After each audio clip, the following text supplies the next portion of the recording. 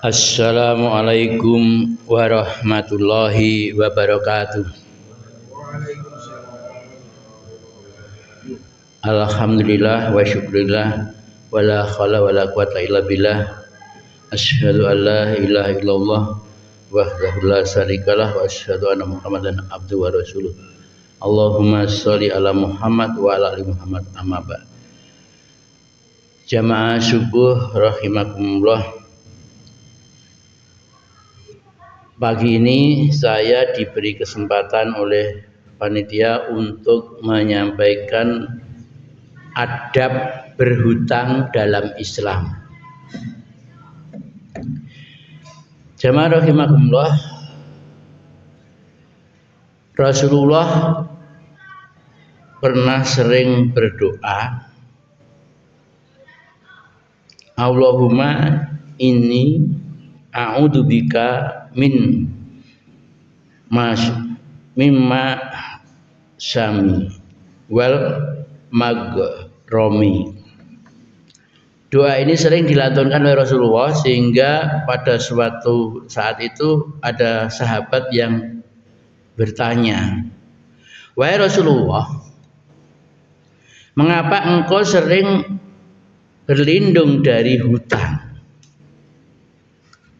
Jadi doa tadi kan maknanya, ya Allah, aku berlindung kepadamu dari dosa dan dari lilitan hutang.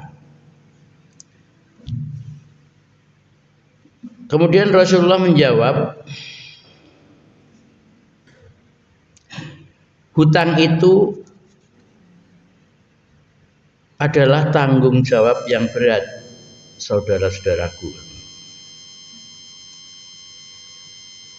Jadi Rasulullah memberikan contoh kepada kita untuk berlindung kepada Allah dari dosa dan lilitan hutang. Di hadis yang lain Rasulullah juga menyatakan jiwa seorang mukmin tergantung karena hutangnya sampai hutang itu dilunasi. Sehingga pada suatu saat ketika ada seorang yang meninggal dunia, Rasulullah bertanya kepada keluarga, apakah yang bersangkutan masih punya hutang? Ketika dijawab, ya Rasulullah masih punya hutang 2 dinar. Maka Rasulullah memerintahkan kepada para sahabat, kalianlah yang menyolatkan. Jadi Rasulullah menunda, tidak menyolatkan orang yang meninggal ini.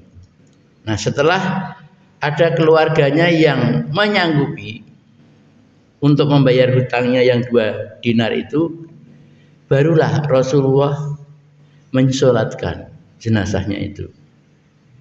Betapa begitu pentingnya kita berhati-hati di dalam berhutang, karena hutang itu akan menggantung jiwa kita.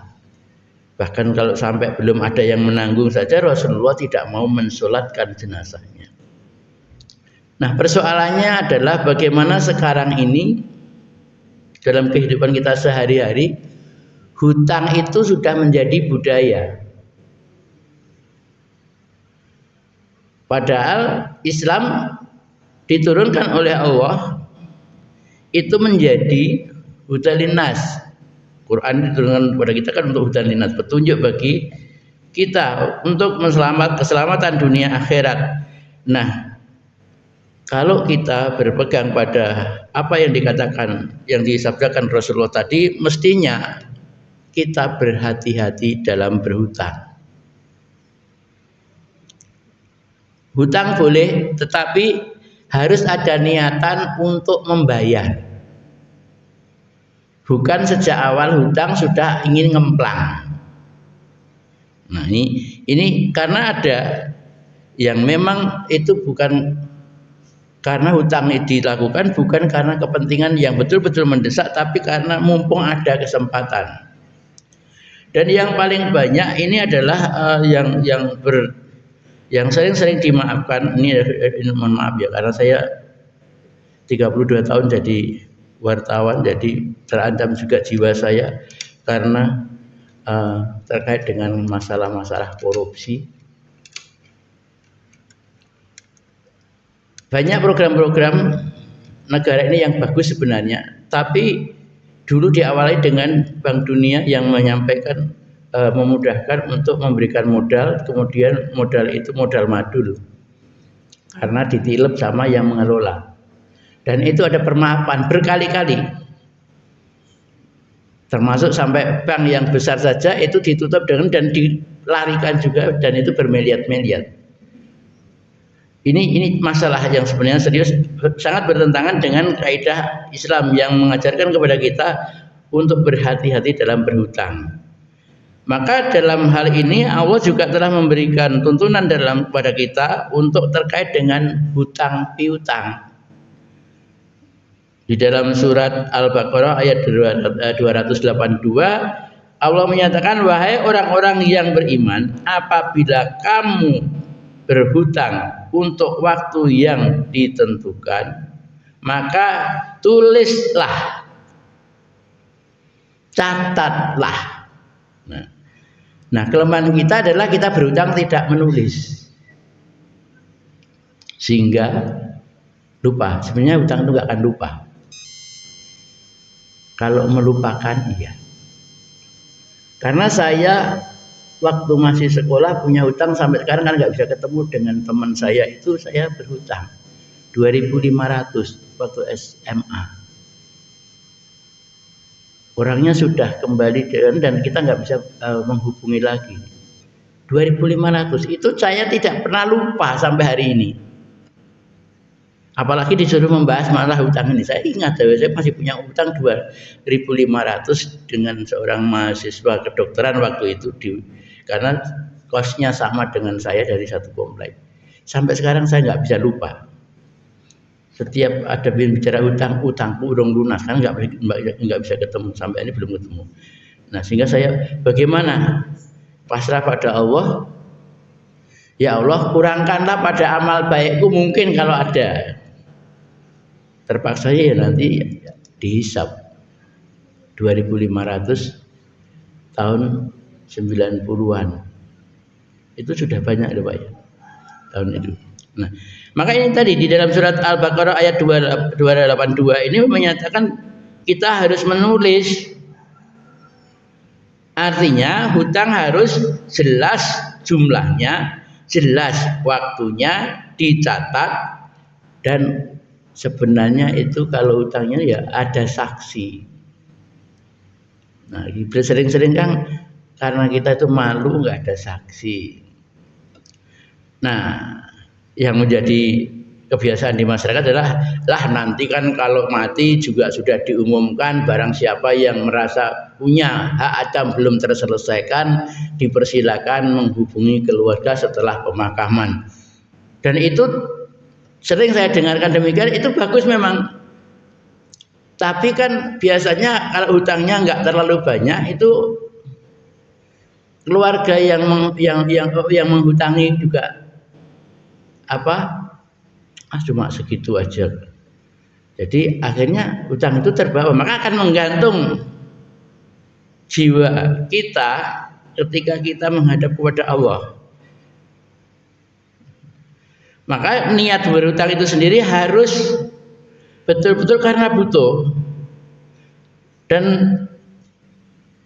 untuk hal itulah kita perlu sekali punya niatan baik bahwa hutang itu akan kita bayar. Nah, maka di dalam satu Rasulullah yang lain juga mengatakan, barang siapa mengambil harta manusia dengan niat ingin membayarnya, Allah akan menolongnya membayar. Tetapi siapa yang mengambilnya dengan niat merusaknya, Allah akan membinasakannya. Hadis riwayat Bukhari. Jadi hutang pun sebagaimana kita kalau berniat bermuamalah, niat nawaitunya apa? Kalau nawaitu kita adalah nanti akan kita bayar, insya Allah terbayar. Nah tadi bagaimana hutang Pak Yadi yang 2.500 itu? Dulu niatnya ya bayar, tapi keburu lulus kan orangnya sudah pergi dan saya belum pernah menuju ke Tegal, Pekalongan. Jadi tetangganya Pak Iri ini sahabat saya, teman saya waktu tahun 90-an ini. Ini masih di Gantilan. Nah, oleh karena itu terkait dengan fenomena zaman sekarang ini hati-hati, terutama terkait dengan pinjol. Kok sampai pinjol Pak? Iya, karena sekarang ini hutang yang paling mudah mendapatnya tapi paling berbahaya adalah dalam bentuk pinjaman online. Semoga jamaah ini tidak ada yang terkait dengan pinjol, karena pinjol itu mudah minjamnya tapi bikin banyak orang stres dan keluarga bubrah.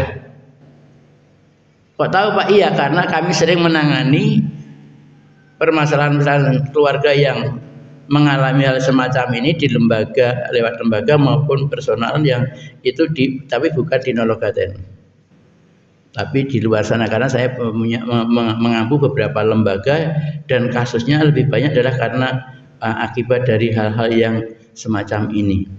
Dan teman saya juga dalam satu lembaga juga menceritakan tetangganya itu bubrah rumah tangganya karena akibat pinjol.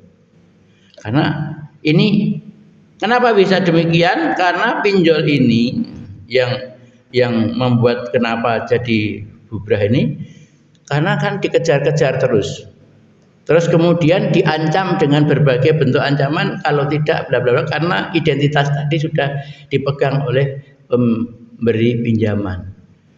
Nah, maka beruntunglah Bapak Ibu yang tidak terlibat urusan pinjaman online. Demikian yang bisa saya sampaikan pada kesempatan ini. Mudah-mudahan yang sedikit ini bisa menjadi pencerahan untuk hidup kita ke depan, sehingga nyawa kita, jiwa kita tidak tergantung karena pinjaman atau hutang. Bila itu, Assalamualaikum warahmatullahi wabarakatuh.